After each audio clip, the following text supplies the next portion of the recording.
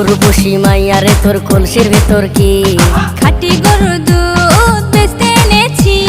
দে না একটু খাই, দামটা আগে চাই, আর দে না একটু খাই। দামটা আগে চাই, তোদের মতো ভিড় খাওয়াদের চেনে রেখেছি। উর্বশী মাইয়ারে তোর কলসির ভেতর কি খাঁটি গরুর দুধ বেচতে এনেছি। উর্বশী মাইয়ারে তোর কলসির ভেতর কি খাঁটি গরুর দুধ বেচতে এনেছি।